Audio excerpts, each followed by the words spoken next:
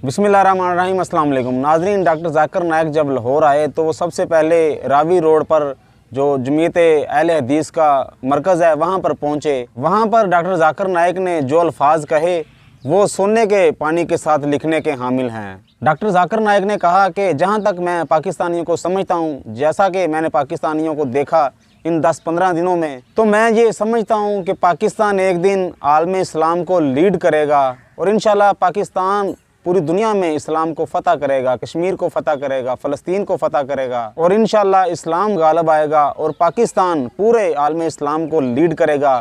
आइए आप खुद ही डॉक्टर ज़ाकिर नाइक के ये अल्फाज सुने, बाद में इस पे बात करेंगे। अल्हम्दुलिल्लाह वस्सलातु वस्सलाम अला रसूलिल्लाह व अला आलिहि व सहबिहि अजमईन, अम्मा बाद, अऊज़ु बिल्लाहि मिनश शैतानिर रजीम, बिस्मिल्लाहिर रहमानिर रहीम, रब्बि इश्रह ली सदरी व यस्सिर ली अमरी वहलुल उक़दतम मिन लिसानी यफ़क़हू क़ौली। अल्हम्दुलिल्लाह मेरी तमन्ना थी कि मैं पाकिस्तान आऊँ और मैं जानता हूँ कई पाकिस्तानियों को मैं मिल चुका हूँ, गल्फ़ कंट्री में, दुबई में, सऊदी में, कतर में, यूके में, कई ममालिक में। और जब मैं तकरीबन 10 या 12 दिन पहले पाकिस्तान आया तो वही पैशन मुझे नज़र आया, पैशन और जुनून अल्हम्दुलिल्लाह।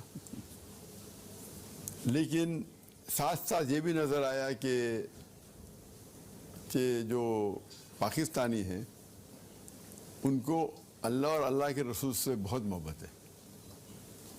वो ढूंढ रहे किस तरीके से हम आसानी से अल्लाह और अल्लाह के रसूल से जुड़ जाए।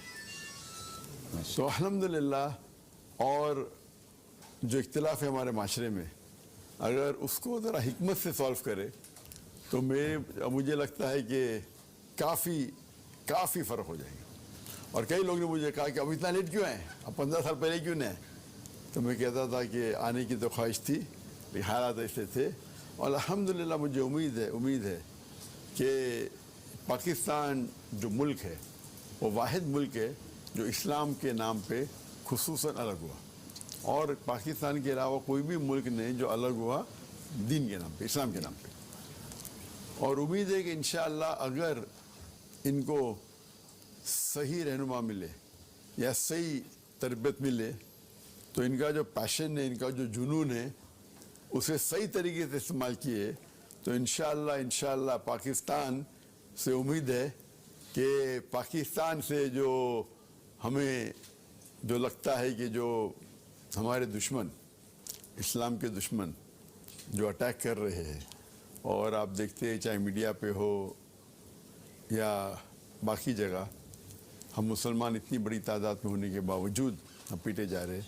तो उम्मीद है कि इंशाअल्लाह अगर सब एक हो जाए, पाकिस्तानी और बाकी के दुनिया के मुसलमान, तो इंशाअल्लाह जो कुरान की जो आयत है, अल्लाह ताला फरमाते सूरह तौबा सूरह नंबर 9 आयत नंबर 33, सूरह फतह सूरह नंबर 48 वर्स नंबर 28 और सूरह सफ सूरह नंबर 61 आयत नंबर 9, हुवल्लज़ी अरसल रसूलहु बिल-हुदा वद्दीनिल हक़ लियुज़हिरहु अला दीनि कुल्लिही, कि अल्लाह सुब्हानहु व तआला ने अपने आखिरी नबी मोहम्मद सल्लल्लाहु अलैहि वसल्लम को भेजा हक़ के साथ, दिल हक़ के साथ, ताकि वो सारी मज़हब पे गालिब हो, चाहे वो क्रिश्चियनिज़म हो, हिंदुइज़म हो, जुडाइज़म हो, बुद्धिज़्म हो, सोशलिज़म हो, एथियज़म हो।